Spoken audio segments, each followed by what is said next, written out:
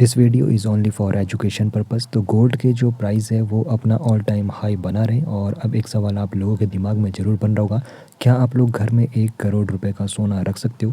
क्योंकि इंडियन घरों में अक्सर देखा जाता है कि काफ़ी ज़्यादा गोल्ड वो परचेज़ करते हैं। तो यहाँ पर सोने की जो कीमतें हैं तो उसकी वजह से 1 करोड़ का यहाँ पर गोल्ड का प्राइस होना स्वाभाविक देखने को मिलता है।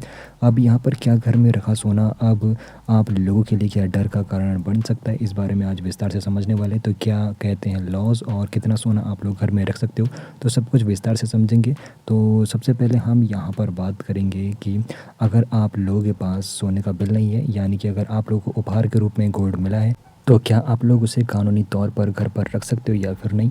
तो आपको बता दूँ, ऐसा नहीं है कि अगर आप लोगों के पास बिल नहीं है तो भी आप लोग उसको घर पे रख सकते हो, लेकिन इनकम टैक्स की टीम को आप लोगों को पूरा इन्फॉर्मेशन उसका देना होगा, यानी कि उसका सोर्स कहाँ है।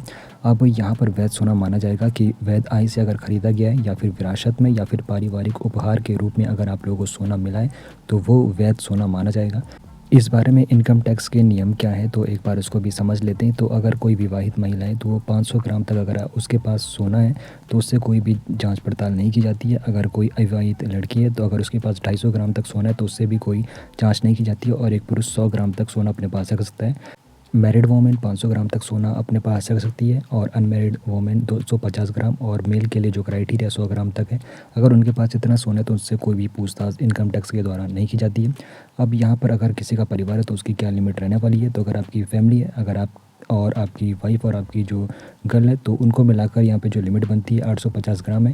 और 850 ग्राम की जो कीमत है तकरीबन 1 करोड़ से ज़्यादा की होने वाली है। ऐसे में यहाँ पर जो सवाल था कि 1 करोड़ का सोना घर में रखा जा सकता है या फिर नहीं, तो जी हाँ, रखा जा सकता है। बस आप लोगों को यहाँ पर सोर्स का पता होना चाहिए कि आप लोगों को किस किस ने वो सोना दिया था, उपहार के रूप में किसने दिया था, तो इसकी इन्फॉर्मेशन आपको वहाँ पर बतानी होती है।